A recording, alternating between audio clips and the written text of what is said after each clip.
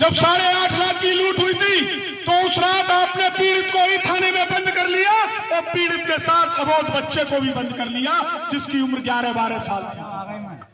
उसने थाने में खड़े होकर इनका पुलिस का विरोध किया और उसने अपना बयान दिया कि पुलिस द्वारा मेरे गाल पर थप्पड़ मारे गए और मुझे डंडा मारा गया और कहा कि तेरे ऊपर पटा पड़ेगा, तू सामने वाले का नाम ले दे, सामने वाले जनसेवक केंद्र वाले का नाम ले दे। और रात भर बंद रहा। सुबह 7 बजे मेरे पास उसके परिजनों का फोन आया और कहा कि भैया ऐसे ऐसे रात ही लूट हुई है और हमारे घर वालों को बंद कर रखा है। तो सुबह 7:30 बजे तक जब मैंने उच्च अधिकारियों को सूचनाएं दी तो सुबह 7:30 बजे उन दोनों को छोड़ दिया गया।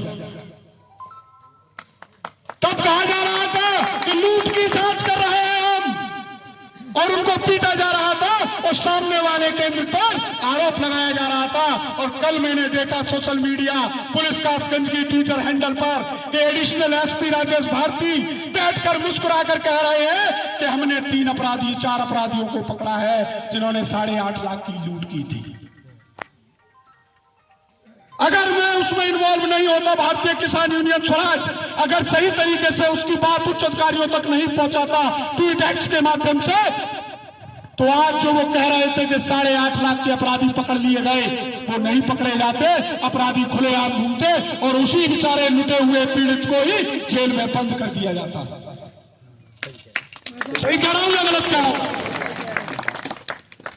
यह है कासगंज पुलिस की कार्यशैली। लुट गया, उसको बंद किया, अब उसके बाद तुमने लूट की घटना उजागर कर दी तो कहां है? इसका मतलब साफ था कि 8.5 लाख में आपने 2,30,000 दिखाए हैं तो 6 लाख रुपए मोहतरमा की जेब में पहुंच गए। वो कहां है 6 लाख रुपए?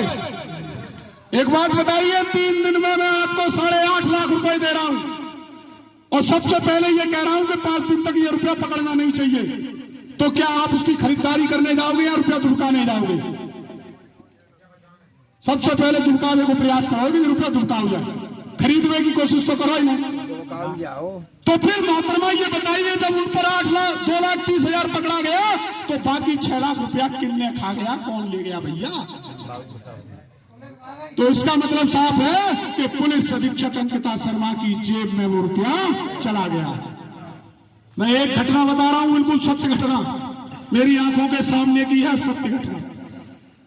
हमारे गांव के पास एक गांव पड़ता है जगदीशपुर, उसमें एक परिवार भीख मांगता था और उसके पास लगभग 2 करोड़ रुपए नगद कैश और 3 ईंट सोने की जिसकी कीमत लगभग 6 करोड़ से ऊपर थी।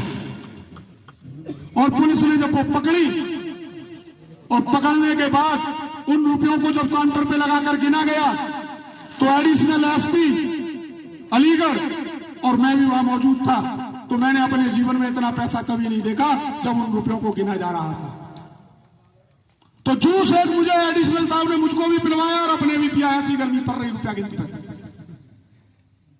फिर उसके बाद उन्होंने घपला क्या किया मालूम है पुलिस ने? कि जो 7 ईंटें थी ना वो सोने की थी, प्योर सोने की, क्योंकि जो 2 करोड़ रुपया था वो 2 ईंटें बेच कर लाया था, 9 ईंटें थी उसके पास। तो 2 करोड़ यानी 3 बिकी, कितनी बिकी? मतलब 2 करोड़ की बिकी। तो 7 ईंटें पीली धात की बना के जमा कर दी और वो 7 बचा ली पुलिस ने।